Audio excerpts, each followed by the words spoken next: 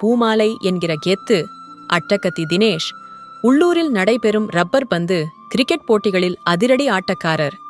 எங்கு கிரிக்கெட் போட்டி நடந்தாலும் ஆஜராகி விடுவார். அதே ஊரில் பந்துவீச்சில் பூமாலையை திணறடிக்கிறார் அன்பு ஹரிஷ் கல்யாண். இதனால் இருவருக்கும் ஈகோ வளர்கிறது. இதற்கிடையே பூமாலை மகள் துர்காவுக்கும் சஞ்சனா கிருஷ்ணமூர்த்தி அன்புக்கும் காதல் மலர்கிறது.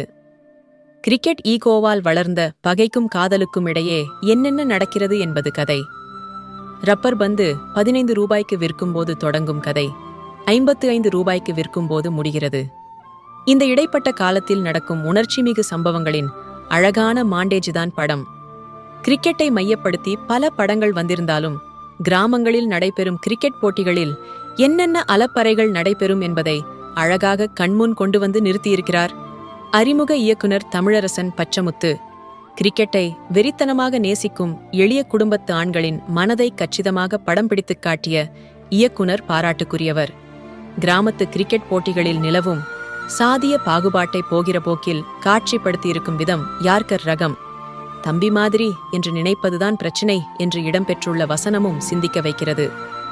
இரு கிரிக்கெட்டர்களுக்கு இடையேயான ஈகோதான் கதை என்றாலும் ஆண்களால் பெண் கதாபாத்திரங்கள் சந்திக்கும் பிரச்சினைகளையும் கதை பேசியிருப்பது பவுன்சர் ரகம்.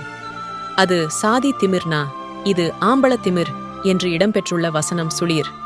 கிரிக்கெட், காதல், சாதிய பாகுபாடு என 2.5 மணி நேரத்தில் வெரைட்டியான சிக்சர்களை விளாசியிருக்கிறார் இயக்குனர். 40 வயதிலும் வெறித்தனமாக கிரிக்கெட் விளையாடுவது, ஒரு பார்வையிலேயே காதல் மலர்வது என சரடுகளும் கதையில் உள்ளன.